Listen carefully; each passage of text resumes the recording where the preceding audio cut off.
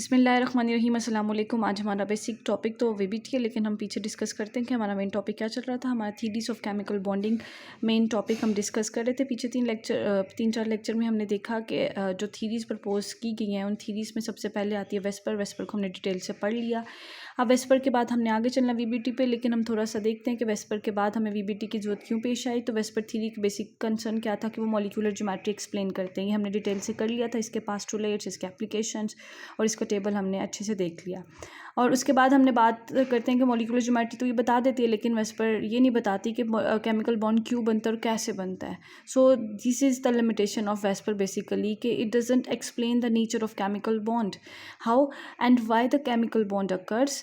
This question is not answered by the VBT. Bond energies and bond lengths are the still questions which are not answered by the Vesper. So हमें यहाँ पे VSEPR के अलावा एक theory की ज़रूरत पेश हुई जो इन सब क्वेश्चन के आंसर करे, और उसको हम VBT बोलते हैं, that is the valence bond theory. ये हमें सारे जो क्वेश्चन रेड किए थे अभी तक वेस्पर ने हमें से आंसर नहीं किया था, वो इसको एक्सप्लेन करती है. इसके अलावा हमें VBT क्या बताती है? VBT हमें बताती है कोवलेंट बॉन्ड और स्ट्रक्चर ऑफ मॉलिक्यूल. VBT को हम डिटेल से देखते हैं कि VBT एक्चुअली है क्या. VBT is actually the valence bond theory that is proposed by the Hitler and the London इन 1927. इस थ्योरी के कुछ पोस्टुलेट हैं बिल्कुल ऐसे ही जैसे हमने वेस्पर की किए थे. आपने ये पोस्टुलेट अच्छे से याद करने हैं. सबसे पहला पोस्टुलेट क्या है? पहला पोस्टुलेट हमें अकॉर्डिंग टू VBT जो हमें प्रपोज किया था लंदन ने, वो पहला पोस्टुलेट ये है कि covalent bond is formed by the overlapping of partially field atomic orbitals. याद रखना आपने, एटम्स मिलते हैं तो मॉलिक्यूल बनता है. एटम्स के दरमियान बॉन्ड एग्जिस्ट करता है. अब जो बॉन्ड फॉर्म हो रहा है बेसिकली एटम्स के दरमियान, अब हमने देखना है कि उसकी जो बेसिकली नेचर क्या है.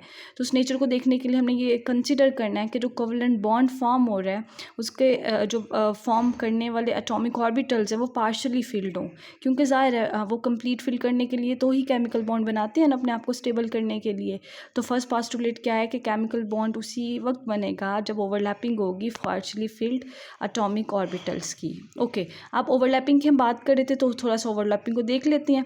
अब ओवरलैपिंग क्या होता है बेसिकली आपको पता है. ओवरलैपिंग दो तरह से होती है. एक लीनियर वे में होगी. अगर लीनियर वे में हम ओवरलैपिंग की बात करते हैं तो लीनियर वे में ओवरलैपिंग किस तरह होगी? इसे हम हेड टू हेड ओवरलैपिंग ही कहते हैं. जैसे देखिए दो एस, ये एस का ऑर्बिटल है, एस ऑर्बिटल जब आपस में ओवरलैप करता है तो इस ओवरलैप के बाद हमारे पास सिग्मा बॉन्ड बनता है. ठीक है, अब ये सिग्मा बॉन्ड फॉर्म हो रहा है. This is the linear combination basically. अब यहाँ पे देखिए एस और पी है, और पी एस और पी में भी अगर लीनियर कॉम्बिनेशन ओवरलैपिंग होगी फिर भी हमारे पास सिग्मा बॉन्ड बनेगा. ठीक है, हमारे पास पी पी अब लीनियरी फॉर्म में ओवरलैप कर रहे हैं. तो यहाँ पे ये जो shaded area basically this is the overlapped area and here the sigma bond is formed. अब सिग्मा बॉन्ड की क्या क्वालिटीज़ है याद रखिएगा. Sigma bond is very strong bond. Sigma bond is very stronger bond because electron density lie between the two nuclei. देखिए ना, ये nuclei इन दोनों के दरमियान इलेक्ट्रॉनिक डेंसिटी लाई करती है. तो इट्स मीन इलेक्ट्रॉनिक डेंसिटी और the electrons are held between the two force of nuclei under the two force of nuclei. So this is the strong bond. ठीक है, अब इसे हम स्ट्रॉन्ग बॉन्ड इस तरह भी बोल सकते हैं कि ये ओवरलैपिंग लीनियर वे में हो रही है, और लीनियर वे में जो ओवरलैपिंग होती है this is the stronger overlapping. जितनी बेसिक आपके पास ग्रेटर ओवरलैपिंग है, स्ट्रॉन्गर ओवरलैपिंग होगी, उतना ही स्ट्रॉन्गर बॉन्ड फॉर्म होगा. ठीक है, उसके बाद दूसरी टाइप की बात करते हैं. आप इसको भी पहले जानते होंगे. सेकंड टाइप ऑफ ओवरलैपिंग है जिसको हम साइड वे ओवरलैपिंग बोलते हैं, और पैरेलल साइड ओवरलैपिंग भी होती है. देखिए यहाँ पे PX है, PY है, और PZ और PY है. जो भी डम्बल शेप है वो साइड बाय साइड जब ओवरलैपिंग करते हैं तो क्या होता है. तो यहाँ पे देखिए कि जो न्यूक्लियस है this is the two nuclei, and इस न्यूक्लियाई के above and below electron density lie करती है. ठीक है, अब ये जो बॉन्ड बनता है बाय साइड वे ओवरलैपिंग से, इस बॉन्ड को हम बोलते हैं पाई बॉन्ड. ठीक है, पाई बॉन्ड ऐसा बॉन्ड है जिसमें electronic density above and below lie करती है. ठीक है, और इसको ब्रेक करना इज़ क्वाइट ईजी बिकॉज किसी भी न्यूक्लियस का न्यूक्लियाई का इन्फ्लुएंस नहीं है इस इलेक्ट्रॉनिक डेंसिटी पे, इसलिए हम इजीली इसको ब्रेक कर सकते हैं. So this is the weak bond because the electron density lie above and below the nucleis, and as the repulsion increases because the nuclei comes closer, जैसे जैसे ये आपस में क्लोजर होते हैं, देखिए यहाँ पे क्लोजनेस ज़्यादा है, जैसे जैसे न्यूक्लियाई आपस में क्लोजर होते जा रहे हैं इनके दरमियान रिपल्शन बढ़ती जा रही है। अब वो रिपल्सिव फोर्स की वजह से क्या होता है, न्यूक्लियाई को रिपेल कर रहा है, तो इसकी वजह से क्या होता है कि जो इलेक्ट्रॉनिक डेंसिटी होती है वो अबव एंड बिलो में लूजली अटैच हो जाती है, जिसकी वजह से इसको ब्रेक करना आसान है। सो याद रखिएगा, pi bond is the weaker bond while the sigma bond is the stronger bond. अच्छा, ये तो हमारी थी सेकंड और थर्ड अजम्पशन जो कि हम पढ़ रहे हैं पास्टुलेट के तौर पे वीबीटी के। हम आगे फोर्थ पास्टुलेट पे चलते हैं। याद रखिएगा, हमेशा जो सिंगल बॉन्ड आता है उसको हम क्या कंसीडर करते हैं, वो सिग्मा बॉन्ड होता है, यानी सिंगल बॉन्ड होगा वहाँ पे हमारे पास सिग्मा बॉन्ड आएगा। अब जब डबल बॉन्ड आएगा तो ऑब्वियसली एक सिग्मा होगा और एक पाई होगा। याद रखिएगा, पहले सिग्मा बॉन्ड बनता है फिर पाई बॉन्ड बनता है, क्योंकि लीनियरी ओवरलैपिंग से ही केमिकल बॉन्ड बनना स्टार्ट होते हैं। तो लीनियर जब ओवरलैपिंग होगी तो ज़ाहिर सिग्मा बनेगा, सिग्मा बॉन्ड के बाद पाई बॉन्ड बनेगा। उसके बाद 6 पास्टुलेट इस थ्योरी का वीबीटी क्या बता रही है कि अगर ट्रिपल बॉन्ड एग्जिस्ट करता है तो ऑब्वियसली उसमें से एक हमारे पास सिग्मा बॉन्ड है और बाकी 2 हमारे पास पाई बॉन्ड आते हैं। अब इसका आप कॉन्सिक्वेंस इस तरह याद रखिए ना, लीनियरी कंबाइन करता है तो ज़ाहिर है एक एस ऑर्बिटल अवेलेबल होगा और एस जब लीनियरी ओवरलैप कर रहे हैं तो सिग्मा बन रहा है, और बाकी जो पी ऑर्बिटल बचते हैं वो हेड टू हेड ओवरलैपिंग नहीं कर सकते, वो साइड वे में ओवरलैप करते हैं, तो हमारे पास 2 पाई बॉन्ड बनते हैं। इसके अलावा 7वां जो इसका जम्पशन है, जो बेसिकली हमने देखना है, जो हमारा बेसिक कंसर्न है, that is the concept of VBT is based on the wave mechanical treatment of molecules. अब वेस्टमैन में जो भी ड्रॉबैक्स थे उसको ओवरकम करने के लिए जो बेसमेंट ली गई, that is actually the wave mechanical, इसको हम क्वांटम के रिस्पेक्ट से भी एक्सप्लेन करते हैं। ठीक है, नेक्स्ट हम बात करते हैं एप्लीकेशन ऑफ वीबीटी। अभी जो वीबीटी हमने बात की कि वीबीटी के कुछ पास्टुलेट थे उसके अकॉर्डिंग हम एक्सप्लेन करेंगे, और लास्ट जो हमारा पास्टुलेट था कि वेव मैकेनिकल नेचर से हम इसको बेस लेते हैं, यानी वेव मैकेनिक्स के अकॉर्डिंग हम इसको कैसे एक्सप्लेन करेंगे, उस एक्सप्लेन करने के लिए हमें इसकी एक एप्लीकेशन लेनी पड़ेगी। उस एप्लीकेशन में जो मॉलिक्यूल फॉर्म हो रहा है उस मॉलिक्यूल को हमने डिटेल से बताना है। ठीक है, तो एप्लीकेशन ऑफ वीबीटी में सबसे पहले हम देखते हैं फॉर्मेशन ऑफ H2, यानी हाइड्रोजन मॉलिक्यूल फॉर्म होगा। हाइड्रोजन मॉलिक्यूल की फॉर्मेशन देखिए कैसे होगी। सपोज करें 2 हाइड्रोजन एटम है, एक हाइड्रोजन है, उसका जो आपको पता है इलेक्ट्रॉनिक कॉन्फ़िगरेशन लिखे तो 1s1 आता है, ये दूसरे उसको मैं B बोल रही हूँ, H भी आएगा, उसका भी 1s1 है। अब ये दोनों ओवरलैप करेंगे तो इनकी ओवरलैपिंग के रिजल्ट में हमारे पास क्या आएगा, इनके ओवरलैपिंग के रिजल्ट में हमारे पास बॉन्ड आएगा और जो कि सिंगल बॉन्ड एग्जिस्ट करेगा। अब देखिए इसके इलेक्ट्रॉन्स को मैंने कैसे शो किया, स्मॉल ए से, और बी वाले हाइड्रोजन एटम के इलेक्ट्रॉन्स को मैंने स्मॉल बी से शो किया। अब मैंने इसको एक्सप्लेन करना है with respect to quantum mechanics, तो उसके लिए मुझे इसका वेव फंक्शन बताना पड़ेगा।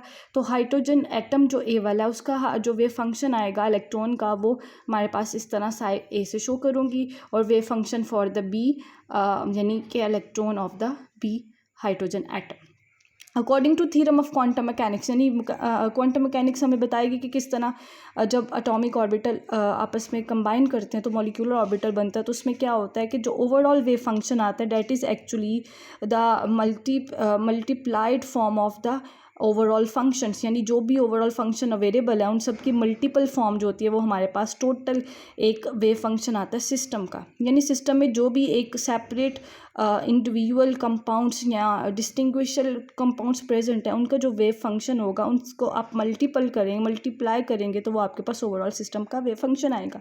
यानी मैं बात करती हूँ, मेरे पास यहाँ पे 2 पार्टिकल हैं, एक हाइड्रोजन एटम ए है और एक हाइड्रोजन एटम बी है। इन दोनों ने बॉन्ड बनाना है हाइड्रोजन मॉलिक्यूल बनाने के लिए, तो ए का वेव फंक्शन अलग होगा, बी का अलग होगा। अब मैं ओवरऑल सिस्टम H2 की बात करूँगी तो उसका वेव फंक्शन ये वाला आएगा, यानी ओवरऑल सिस्टम का। तो कैसे आएगा, उन दोनों को मल्टीपल फॉर्म में लेके जाएंगे। ये मैं नहीं बोल रही, थ्योरम बोलता है, ये अकॉर्डिंग टू क्वांटम थ्योरम हमारे पास जो क्वांटम मैकेनिक्स की बेस है उसके अकॉर्डिंग हम बात कर रहे हैं। अच्छा, अब हम बात करते हैं एनर्जी की। बेसिकली देखो ना, हाइड्रोजन एटम 2 हैं, दोनों हाइड्रोजन की एनर्जी डिफरेंट है, वो उस वक्त जाके ओवरलैप करेगी जब उनकी एनर्जी ओवरकम करेगी। अब कहते हैं हाइड्रोजन न्यूक्लियाई दोनों आपस में ओवरकम करते हैं, यानी हाइड्रोजन न्यूक्लियाई दोनों आपस में इतना क्लोजर आते हैं कि एनर्जी को डिक्रीज़ कर देंगे। एनर्जी जब -426 किलो जूल पर मोल आएगी उस वक्त जब डिस्टेंस दोनों हाइड्रोजन में 0.074 नैनोमीटर आएगा और यहाँ पे हाइड्रोजन मॉलिक्यूल बनना स्टार्ट हो जाएगा। यहाँ पे हाइड्रोजन एटॉमिक फॉर्म में प्रेजेंट है, यहाँ पे डिस्टेंस उसका मिनिमाइज होता है, यहाँ पे डिस्टेंस फर्दर मिनिमाइज होकर 0.074 नैनोमीटर रह जाता है, और इस डिस्टेंस पे एनर्जी इतनी सफिशिएंट होती है कि वो दोनों एटॉमिक ऑर्बिटल हाइड्रोजन के दोनों न्यूक्लियाई को आपस में इस तरह ओवरलैप करवाती है कि इलेक्ट्रॉनिक डेंसिटी इन दोनों के दरमियान लाया करती है, और यहाँ पे हाइड्रोजन मॉलिक्यूल बनना स्टार्ट हो जाता है।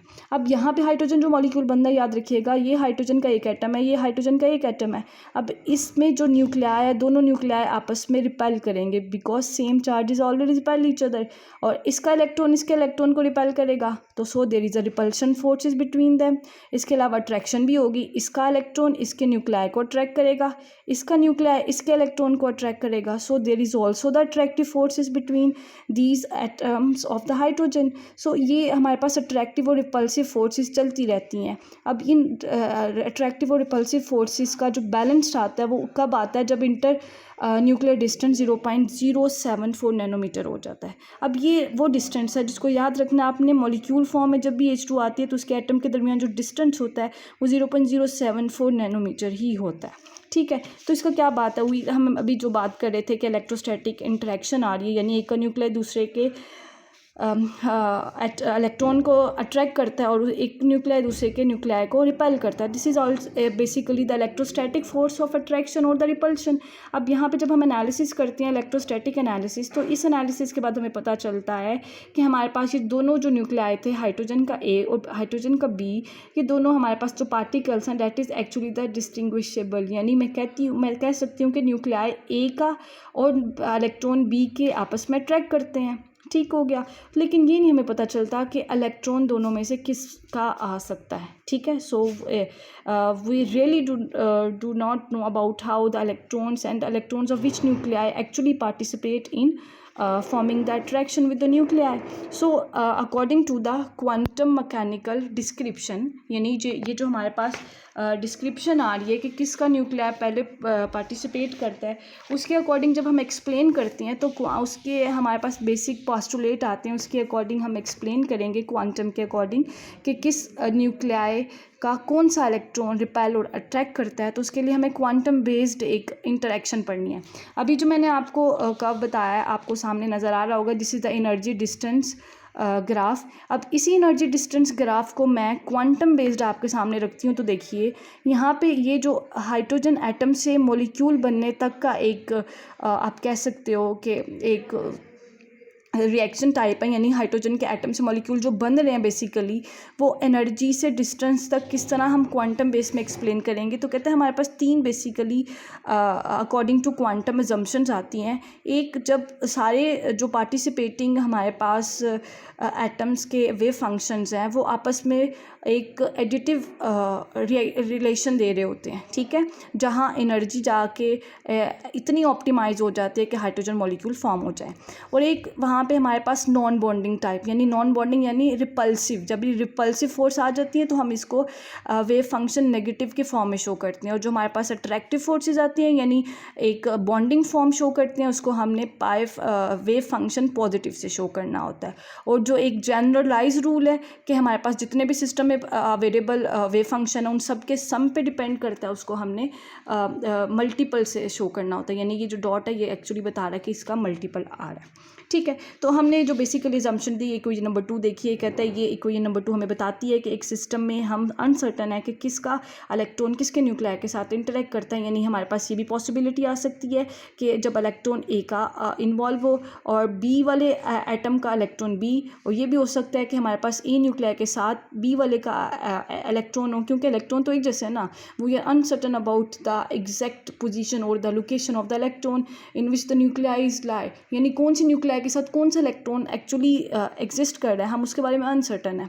वही अनसर्टनिटी हम एक्सप्लेन कर रहे हैं। अच्छा, तो हम बात करते हैं कि हमारे पास दो पॉसिबल कंडीशन है, या तो वो हमारे पास नॉन बॉन्डिंग स्टेट में आ रहा हो या बॉन्डिंग स्टेट में आ रहा हो। जैसे मैंने आपको भी बताया इक्वेशन नंबर 3 देखिए, इक्वेशन नंबर 3 आपको बॉन्डिंग एनर्जी स्टेट बता रही है जहाँ पे अट्रैक्शन एग्जिस्ट करती है। अट्रैक्शन मीन जो भी उसका इंडिविजुअल वेव फंक्शन होगा उसको हम सम लेके चलेंगे, जो भी अवेलेबिलिटी है वेव फंक्शन स्टेट की उन सब का सम बोलेंगे तो उसकी अट्रैक्टिव इंटरेक्शन आएंगे उसको हम बॉन्डिंग एनर्जी बोलते हैं, जिसको हम इसे पॉजिटिव फॉर्म में शो करते हैं, wave function positive of overall system. इसके अलावा एक ये भी है कि रिपल्सिव फोर्सेज आ जाए। रिपल्सिव अभी मैंने आपको बताया किसके दरमियान आएंगी, एक न्यूक्लियाई यानी ए का न्यूक्लियाई बी के न्यूक्लियाई को रिपल करे और ए इलेक्ट्रॉन बी इलेक्ट्रॉन को रिपेल करे। तो जब ये रिपल्शन फोर्सेस आती है, इंटरेक्शन आती है, तो इसको हम रिप्रेजेंट करते हैं नॉन बॉन्डिंग एनर्जी स्टेट से, इसको रिपल्सिव।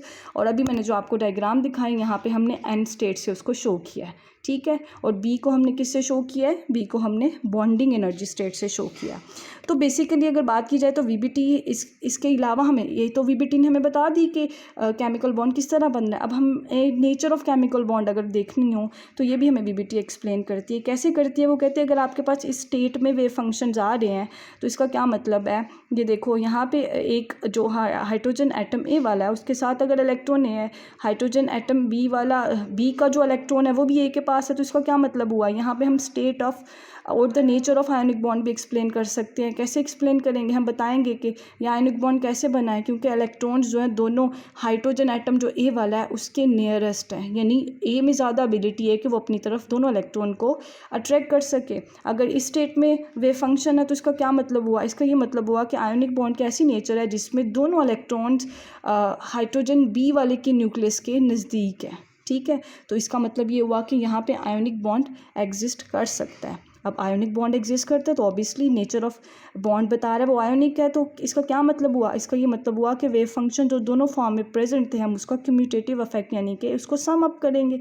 अब इसको सम करने के बाद हमें ये पता चला कि अगर कोवेलेंट बॉन्ड हो या आयोनिक बॉन्ड हो तो हम उसको इस तरह रिप्रेजेंट कर सकते हैं। आगे चलते हैं, अभी हम जो भी हम बात करें इसको सम अप करते हैं। सम अप किससे करेंगे कि हमें पता चल गया कि कोवेलेंट बॉन्ड एग्जिस्ट करता है between hydrogen atoms. Hydrogen atom के दरमियान जब कोवेलेंट बॉन्ड एग्जिस्ट कर रहा है तो इट्स मीन हमें ये पता होना चाहिए कि कोवेलेंट बॉन्ड के अलावा भी कोई बॉन्ड एग्जिस्ट कर सकता है, जो अभी हमें वीबीटी ने बताया, that is the ionic bond.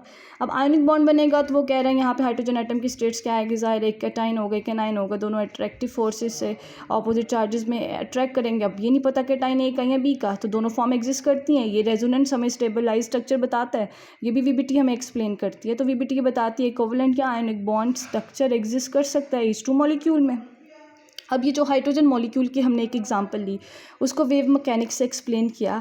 Basically हमने कंक्लूजन निकाला कि वीबीटी ने किस तरह हाइड्रोजन मॉलिक्यूल की फॉर्मेशन को एक्सप्लेन किया। अब ये जो कंक्लूजन है अब हम इसको एक पॉइंट्स की फॉर्म में एक्सप्लेन करते हैं। सबसे पहले हमें ये पता चला कि जब ओवरलैपिंग हुई थी तो हमारे पास partially filled atomic orbital present थे। फिर दूसरी बात हमने ये कंक्लूड की थी लीनियर कॉम्बिनेशन हुआ, उस लीनियर कॉम्बिनेशन में वेव फंक्शन जो थे ऑर्बिटल के वो कॉन्सेप्ट ऑफ रेजोनेंस के अकॉर्डिंग हमने उसको देखा कि बॉन्डिंग कब होगी, नॉन बॉन्डिंग कब होगी। इसके अलावा हमने देखा यहाँ पे एक्सचेंज फिनोमेना है, यानी एक न्यूक्लियाई का इलेक्ट्रॉन कोई दूसरा शेयर कर सकता है, बी न्यूक्लियाई का इलेक्ट्रॉन ए के पास भी जा सकता है। तो सो this is actually the exchange phenomena which is actually explained by the VBT. इसके अलावा पोलिंग एक्सक्लूसिव प्रिंसिपल भी हमें बताता है, यानी इलेक्ट्रॉनिक जो डिस्ट्रीब्यूशन करनी है वो अपोजिट स्पिन के साथ आप उसको फिलअप करोगे। इसके अलावा electron localize between the two nuclei, this is also the conclusion which are drawn from the hydrogen atom. जो हमने अभी हाइड्रोजन एटम किया उससे हमने ये कंक्लूजन निकाला, ठीक है। इसके अलावा हम बात करते हैं कि बॉन्ड पेयरिंग, जो अगर हमने बॉन्ड एनर्जी निकालनी है तो उस बॉन्ड एनर्जी निकालने से पहले हमें बॉन्ड पेयरिंग का पता होना चाहिए। और जो सबसे इंपॉर्टेंट बात जो वीबीटी ने हमें बताई कि जितनी ओवरलैपिंग स्ट्रॉन्ग होगी उतना बॉन्ड स्ट्रॉन्ग बनेगा, और जितना बॉन्ड स्ट्रॉन्ग होगा इसका मतलब क्या है, उतना बॉन्ड डिस्टेंस शॉर्टर है। यानी आपको देखो ना बॉन्ड डिस्टेंस भी पता चल गया, that is actually the application of VBT कि बॉन्ड डिस्टेंस कम है तो इसका मतलब है बॉन्ड स्ट्रॉन्गर है। बॉन्ड डिस्टेंस अगर ज़्यादा हो गया तो इसका मतलब क्या है, बॉन्ड वीक होना शुरू हो गया है, ठीक है। ये भी हमें एक कंक्लूजन ड्रॉन किया है हमने वीबीटी से। आगे ये तो अभी हमने एक्सप्लेन की ना फॉर्मेशन ऑफ हाइड्रोजन मॉलिक्यूल। अब सेकेंड एप्लीकेशन की बात करते हैं वीबीटी की, that is the formation of N2 molecule, nitrogen molecule की फॉर्मेशन। सबसे पहले हम नाइट्रोजन की कॉन्फ़िगरेशन लिखेंगे। हमने कॉन्फ़िगरेशन लिख के बताया कि हमारे पास 3 बॉन्ड बन सकते हैं। अब वो 3 बॉन्ड कैसे बनेंगे? अब नाइट्रोजन अपने ही नाइट्रोजन के साथ जब करता है, ये नाइट्रोजन 1 है, ये नाइट्रोजन 2 है, और सेकेंड नाइट्रोजन फर्स्ट नाइट्रोजन के कैसे बॉन्ड बनाएगा? देखो ये तो फिल्ड है ना, तो ये हाफ फिल्ड है, हाफ फिल्ड पार्शली फिल्ड है। अब ये कैसे ओवरलैपिंग करेंगे? इनकी जो एक्सटेंट ऑफ ओवरलैपिंग है उससे बॉन्ड बनेगा। अब ये लीनियर फॉर्म में ओवरलैप कर रहे हैं, इनका एस ऑर्बिटल है, तो एस जब एक्स करेगा पी लीनियर फॉर्म में तो सिग्मा बनेगा, और बाकी 2 पाई बनाएंगे। तो इसलिए नाइट्रोजन देखा आपने ट्रिपल बॉन्ड में एग्जिस्ट करता है, 2 पाई होते हैं और एक सिग्मा होता है। इसी तरह हम बात करते हैं फ्लोरीन मॉलिक्यूल F2 की। अब फ्लोरीन की अगर आप कॉन्फ़िगरेशन लिखो तो आपको पता चलेगा यहाँ पे एक सिंगल बॉन्ड एग्जिस्ट करता है बिटवीन P एंड P।